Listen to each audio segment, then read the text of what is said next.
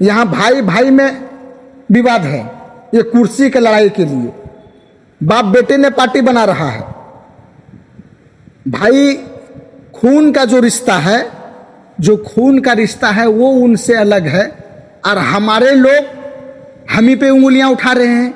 MIM party आ गई है तो वोट कट जाएगा, और उसका भाई अलग से लड़ रहा तो वोट नहीं कट रहा है।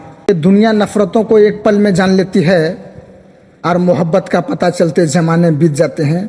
दुनिया ने देखा बैरिस्टर असदुद्दीन ओवैसी को, और हमारे भारत ही नहीं पूरे मुल्क में जाने जाते हैं। और 25 करोड़ 30 करोड़ भारत में मुसलमानों को दिलों को ठेस पहुंचाया है। जो तेजस्वी यादव ने कहा है वो सरासर बेबुनियाद बात है। इस तरह के भाषा का प्रयोग नहीं करना चाहिए। हमने देखा था कि आज 70 साल देश आज़ाद होकर हो चुका है, फिर भी आज हमसे देशभक्ति का सर्टिफिकेट मांगा जा रहा है। बीजेपी RSS वालों ने हमसे सर्टिफिकेट मांगते थे, आज सेकुलर पार्टी के सेकुलर जमात के लोग भी हमसे सर्टिफिकेट मांग रहे हैं। समझ लीजिए इस तरीके से जो भाषा का प्रयोग किया है, ये समझ लीजिए कि हम लोगों से भी देश का सर्टिफिकेट मांग रहे हैं। इसीलिए तो मैं शायर कहता हूं कि कभी टीपू कभी अस्पाक के दर से सदा देता है, तारीख जो तारीख दोहरा कर बता देता। अगर हनुमान होता मैं तो अपना सीना चीर कर तुझे सीने में हिंदुस्तान का नक्शा दिखा देता। मगर आज चाहे सेकुलर पार्टी के लोग हो, चाहे बीजेपी RSS के लोग हो, हमारे हाथों में कलम नहीं देखनी चाहती है। दुनिया हमको अनपढ़ और जाहिल देखना चाहती है।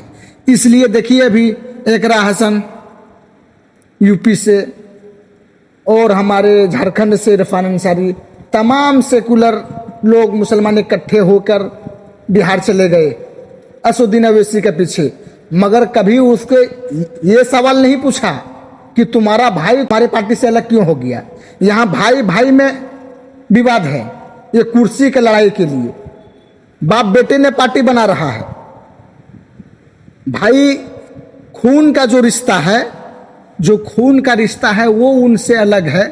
और हमारे लोग हम ही पे उंगलियां उठा रहे हैं। MIM पार्टी आ गई है तो वोट कट जाएगा, और उसका भाई अलग से लड़ रहा तो वोट नहीं कट रहा है। कम से कम मेरे हिसाब से हमारे भारत में 100 पार्टियां लड़ रही है, रोज नया नया पार्टी पैदा हो रही है।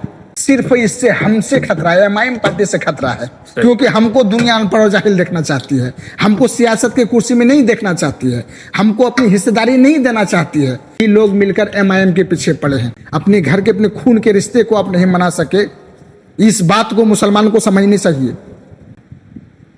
जितने भी हैं हिंदू मुस्लिम सिख ईसाई, जितने भी हैं पिछड़े वर्ग के लोग, सबको इस बात पे सोचना चाहिए कि MIM पार्टी बिहार में चुनाव लड़ रही है और भाई भाई दोनों चुनाव लड़ रही है। तो कहने का मतलब कई पार्टियां बिहार में है, तो आप हमारे पीछे क्यों पड़े हो सब।